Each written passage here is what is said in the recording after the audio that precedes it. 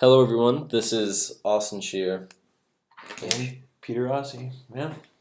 Here we are. We're going to be talking to you a little bit about cloud storage, and hopefully, you can learn a thing or two about this fascinating topic. We'll also be talking about cloud computing, by the way. Indeed. So, kick us off here. All right. So, the big question is here: what exactly is cloud storage? Well, I'm sure most people are at least remotely familiar with it after probably having used Google Drive or the Apple iCloud to Or even Dropbox. store, or even Dropbox, indeed. But for those that haven't, I'll start with a quick example. And essentially, cloud storage is being able to upload your files or photos, let's say, for instance, up to the internet and having them be accessible at all times from anywhere in the world on any device besides the one that actually took the image or created the file.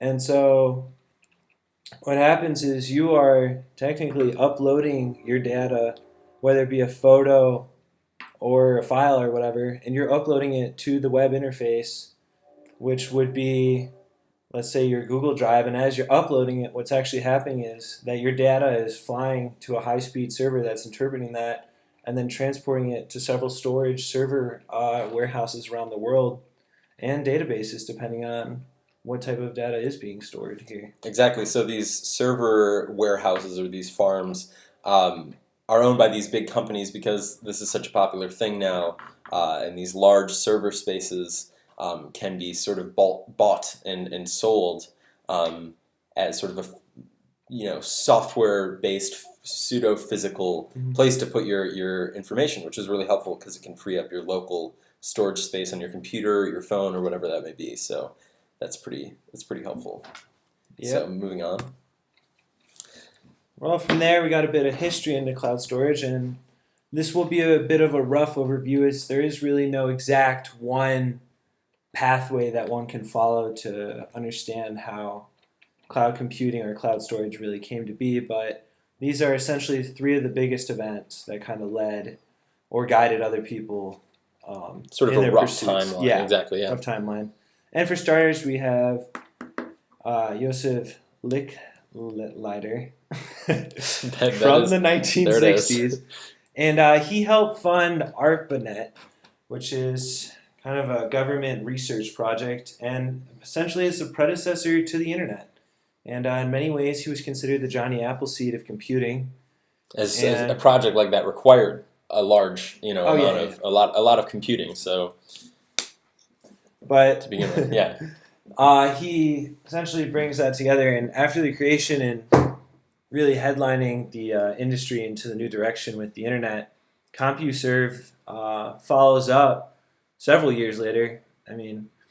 At least 2 decades, and they become the first business to offer space on, on their hard drives for you to store data and upload stuff for businesses. And this was incredibly pretty revolutionary. You're able to sell. These companies are selling space with what they have, which is. Yeah, that's pretty revolutionary, I'd say. I think that's quite interesting. And then the last real push that takes us to around nowadays is 1994. AT&T created and started Personal Link Services. And even though here on the slides we have written provides opportunities for entrepreneurship,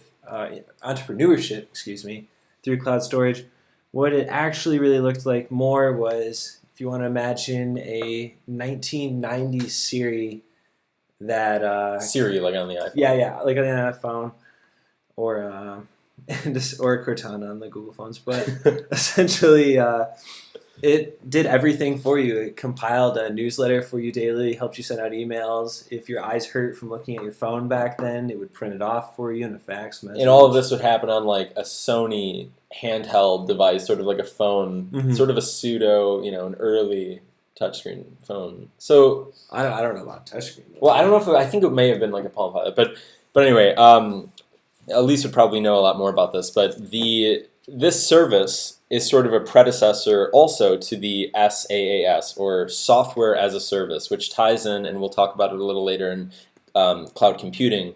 But essentially, what this means is this is one of the first times where people were using these computation quote unquote farms, or just this large amount of computational capability, and they were using it as like a way for people to use a certain software remotely through like a something like a phone or something like some device. And so AT&T really just a early adopter. And lastly, I'll just follow it up with that is following here, we really have, here's where we run into the issues kind of with the timeline a lot more is because at this point we have Amazon, Google, and Apple all starting to really get into the cloud computing world, which kind of muddies it up as to who exactly was the first one. But it is believed to be AT&T through a promotional video. But you could easily argue for other large corporations nowadays as like what we consider nowadays cloud storage compared to then. But let's continue on to the architecture. Yeah, so like we said earlier, most of this takes place, at least the computation takes place in these large centers of computation. So you have a huge farm of servers like the one here in this photo. This is a Facebook server farm. And on their end, it's a virtualized infrastructure. It's pretty straight and clear to them how they access and manage data that is sort of circulating through this farm. It's sort of centralized, if you will. These servers are storing data in a cooperative or federated architecture, which basically means that they are working in a network in themselves, so people can manage and fix problems within that server database. And of course, this allows for just having so much server space and having a network of servers, because of course it doesn't just take place in one location. You're able to redundantly copy the data, have it be well distributed, create copies that are versioned, so you have like multiple backups and things of this nature.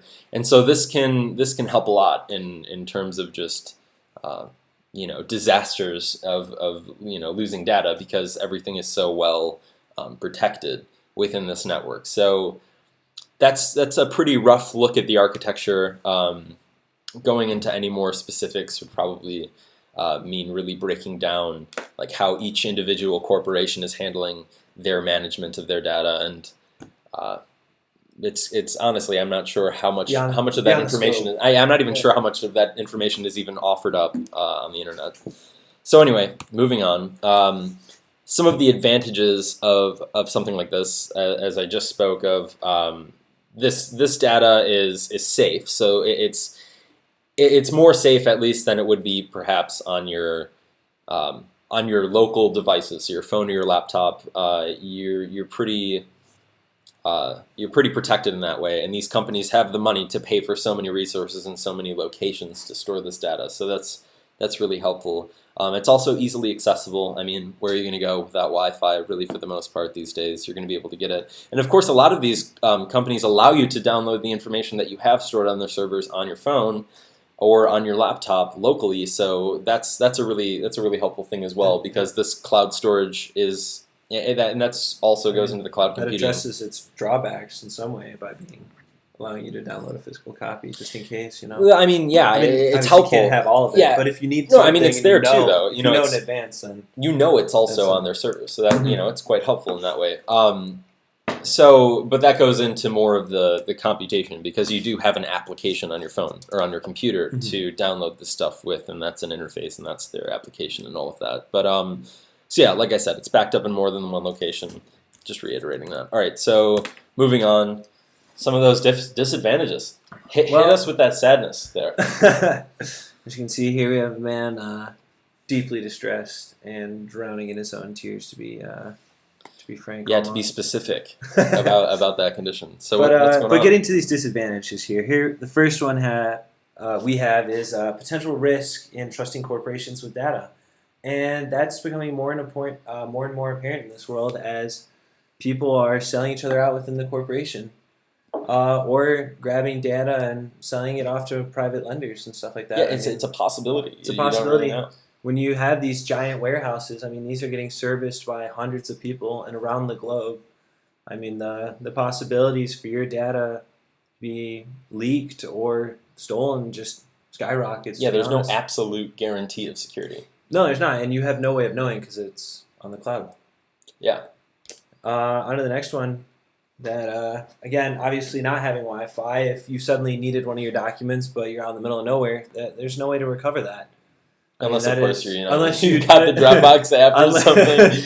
But then you'd still need Wi-Fi though. Well, yeah, but you can locally store stuff, so that's That is helpful. true. But That it is just true. depends. I guess it really just depends on the service you're using. Mm-hmm. You're going to want to use one of the services, but it is a drawback because You just don't know. it isn't Can't it plan isn't for local. everything. It isn't You can't- guaranteed yeah. local. And you can't plan for everything. So Yeah, who knows exactly. what you might need? You never know.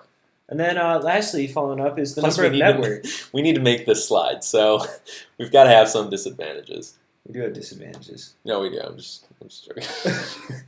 Anyway, Go ahead. Anyways, lastly, here we have the number of networks that data travels over increases security risk, and that's also just kind of a standard. I mean, when shipping data around the world, things get intercepted, and that's just it's just a possibility that exists. I mean, obviously, we would hope that the storage provider would have encryptions on over sending and while where it's stored, but I mean, if someone really wants to get your stuff, then they might get it. But that's just another risk, and that's just something that you can't really do anything about. I mean, You just gotta yeah, leave that up to the cloud service provider. exactly, and like just their encryption techniques and just the things that they're capable of doing. Yeah. Very true.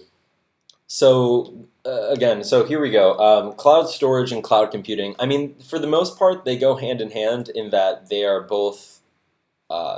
They're both centralized in the same like framework. You've got a big collection of servers and computers that are either storing data or processing data. So the thing about cloud computing is that people are basically utilizing these large servers for the purpose of some sort of service of software, and that's this term SaaS, software as a service. So Google Drive is a software as a service, and Amazon Web Services, and GoToMeeting, and even Netflix is really a software as a service.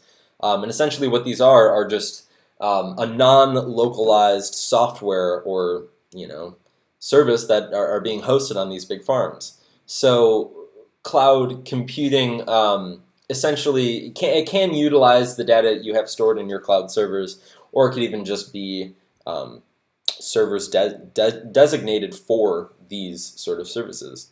And yeah, these can be accomplished through your phone, through computer.